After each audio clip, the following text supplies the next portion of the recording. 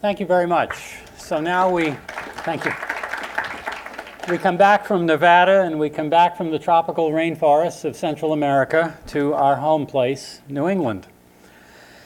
I'm honored again to address your organization and find myself on the stage together very shortly with Ridge Shin, a man who is bringing about his own revolution in grass farming, in pasture grazing, in ruminant genetics, and in the great food that derives therefrom. The physical foundation of the New England agricultural revolution is grass. It is grass farming. It is grazing. It is animals on pasture. It is writer John Steinbeck's Pastures of Heaven. It is Ludwig van Beethoven's Sixth Symphony, the Pastoral. It is indeed our own Pastures of Plenty, to quote the title of my own book of that name. And it is the real dirt, as I wrote in a more recent book. Writer Judith Schwartz, who attended the conference at Tufts 2 years ago and spoke there, in her book, Cows Save the Planet, tells us we must go to ground. We must be grounded. Our grounding in my state, and perhaps here as well, is Live Free and Farm, the title of my latest book, as we search for food and independence in our lives. I thank you, Bay Staters, for the Commonwealth's gift to us half a century ago of town conservation commissions, and just 2 decades ago of town agricultural commissions. And I bring you greetings from the Durham, New Hampshire Town Agricultural Commission, upon which I serve, and from the Durham, New Hampshire Town Conservation Commission, upon which my wife, an elected town councilor, serves as council rep to the commission. These tools, and they are that, we have received from Massachusetts are useful tools indeed in carrying forward the revolution in local food and farming in my own Granite State and throughout our region. So greetings from the Granite State, not only the land of live free or die, as the license plate tells us, but as well the land of live free and farm, where food, that is local food and farming, is linked with independence, where local food and the ability to produce and process local food for oneself, one's household, and one's immediate neighbors is increasingly seen as a right, not just a privilege. Where freedom to farm, freedom to feed ourselves is inherent in our very being. I wrote about this in my newest book, Live Free and Farm, Food and Independence in the Granite State. Our new Granite State Farm to Plate, which is a state law, RSA 425:2A of our state statutes, a law which I myself had the great honor of writing, says our state is to, quote, encourage and support local food and farming wherever it occurs and in whatever form it occurs statewide. This includes processing and value added as well as production itself. And it applies to all of our 212 towns and 13 cities. It applies to all school districts, water districts, and other public districts. It applies to all of our state agencies. It applies to all courts, district, superior, and supreme.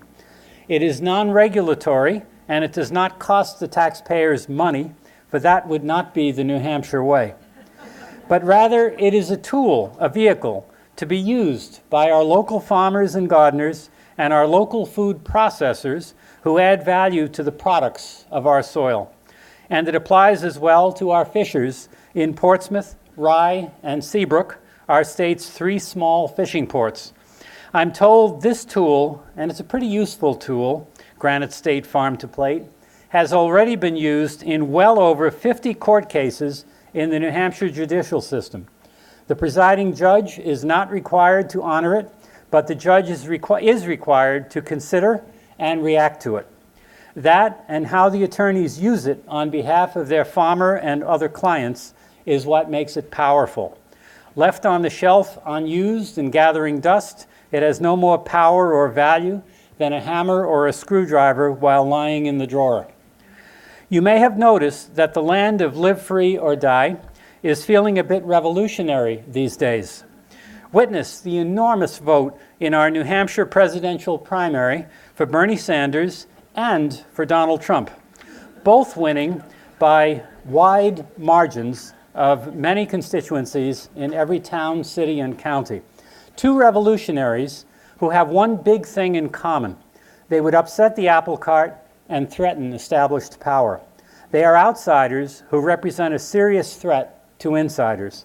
That is the definition of a revolutionary, and that's what revolution is all about. As you likely know, New Hampshire is all about tourism, as it has been for at least 75 years. And an increasingly big part of that tourism is farms, rural pastoral landscape, animals on the land, agritourism, if you will, and particularly the animals on pasture. It is also farmers markets, large and small, and on-farm sales. It is chicken ordinances and goat ordinances and pig ordinances in our towns and even in some of our cities. But even more, it is the rise of restaurants, of eateries with local food on the menu. We see farm to table, along with farm to school, farm to hospitals, farm to nursing homes, even farm to farm table, as more and more small farms see the profit in opening up their own eateries. On-farm restaurants entice the local clientele every bit as much as the tourists. And our fine and increasingly organized gourmet chefs are not only contracting with farmers, but they are finding space for their own culinary artistry, both on the farm itself and sometimes immediately adjacent to the off-farm restaurant. Tourism and local farming dance together. On my campus, UNH, students majoring in sustainable agriculture and food systems, students majoring in integrated agriculture, a 2-year hands-on version, students dual majoring in eco-gastronomy, or eco-G, and students majoring in culinary arts are popping up everywhere. Such is placing rising demand for local food, including grass-based meat and dairy, on our university food service. They serve over 70,000 meals per week, so it has not been easy to push them into local when a dependable supply is not there. But that is changing month by month as our UNH dining services contracts with more and more local small-scale producers. Given all that I've written in my own books, like Pastures of Plenty and The Real Dirt, about animals on the land, about the great value of intensive rotational grazing, about the importance of good pastures, especially here in New England, of the health value of grass-based meat and dairy, I would be remiss in this talk if I didn't say something about that important subject, in fact, vital subject to us in New England. As Judith Schwartz, Courtney White, and many speakers at this series of conferences have said, and at the predecessor at Tufts University a few years ago, have made the connection between grass farming, pasture grazing, and climate change. But my friend Joel Salatin really hit the nail on the head when he spoke in a 45-minute radio interview last week about the idea that we all have within our own bodies, we non-ruminants and ruminants alike, a built-in compost bin. On cows, it's the rumen. In us, it's the stomach. We all know how difficult it is to get exactly the right temperature, the right moisture level, the right balance of carbon, oxygen, and other elements in order to efficiently convert vegetative matter into useful compost that is so necessary to ensure soil fertility, which is our needed assurance of a food supply of vegetables, fruit, and grains.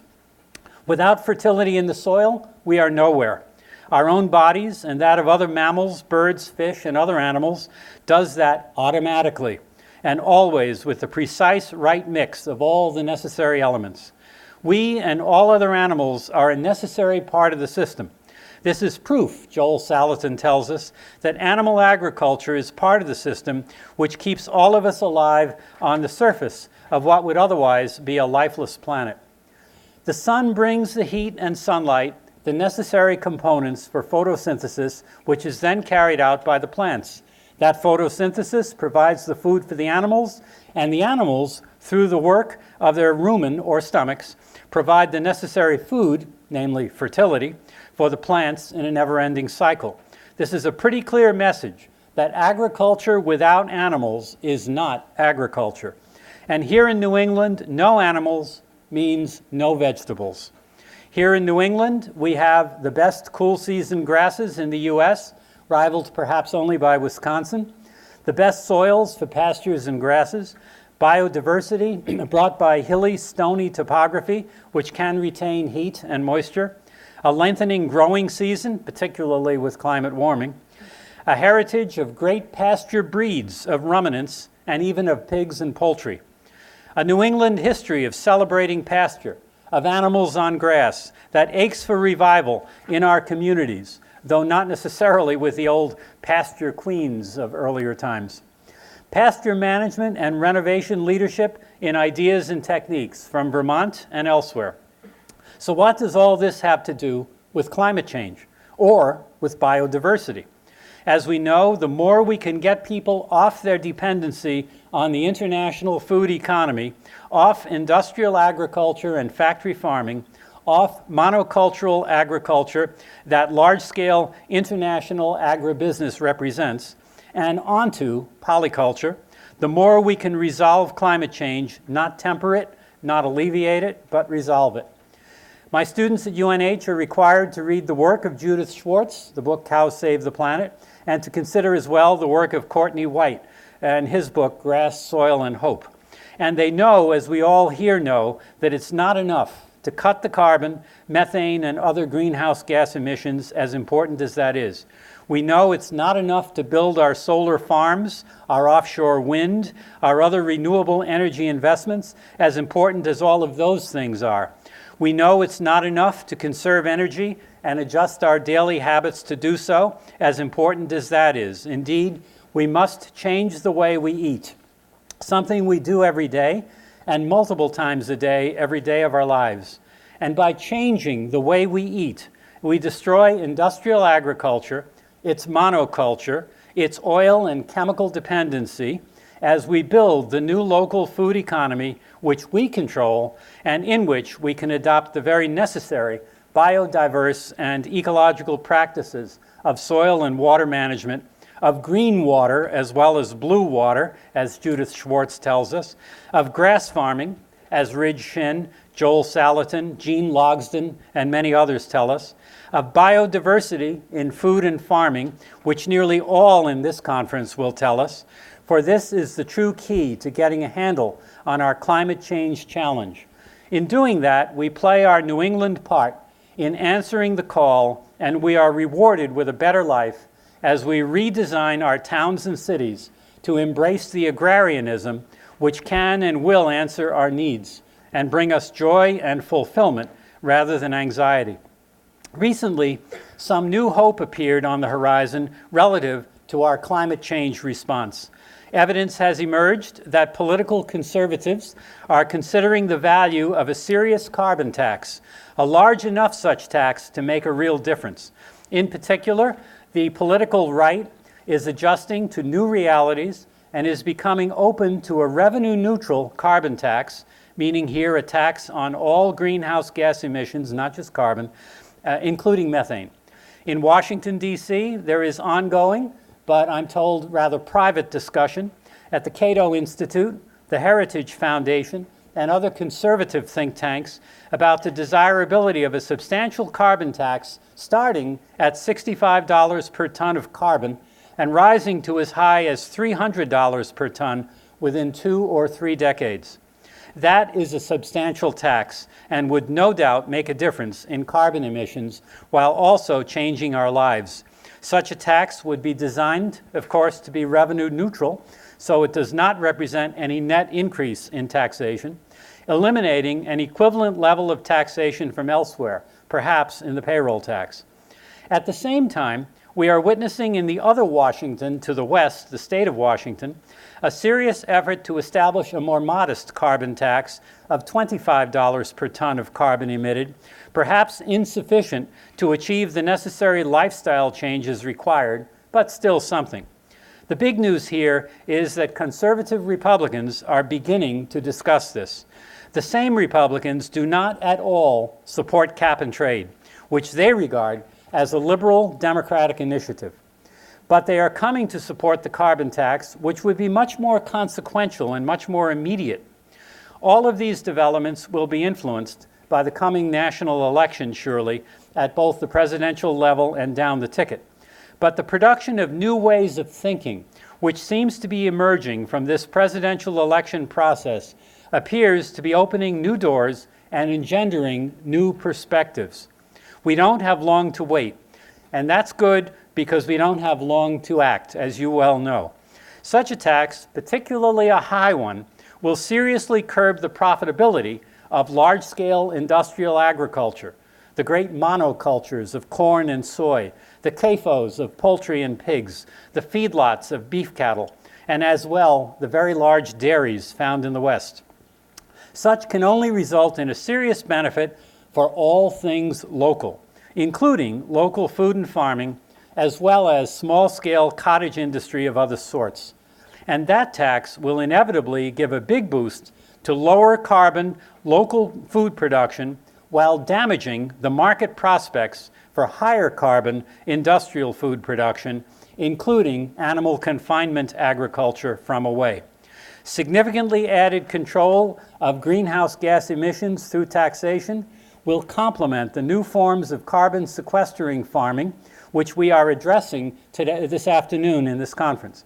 Our pastures will yet return to their own higher status in both our New England ecosystem and in our New England landscape and culture. We are told by some that the people of the nation known as Bhutan in Asia have been found to be the happiest people in the world. We are told by others that the people of Denmark are the happiest people in the world. Why should the Bhutanese or the Danes be happier than us? Why can't Americans be the happiest people in the world? Live free or die does indeed become live free and farm. And backyard farming and market gardening, along with controlling our own local economy, may be the path to that happiness. Beethoven shared his joy while lying in a pasture in Austria a few centuries ago and composing his beautiful Sixth Symphony, the Pastorale. What delight we might take from New England once again becoming a land of pastures, a land of grazing, a land of grass and vistas and open space, and a land of good food. Thank you.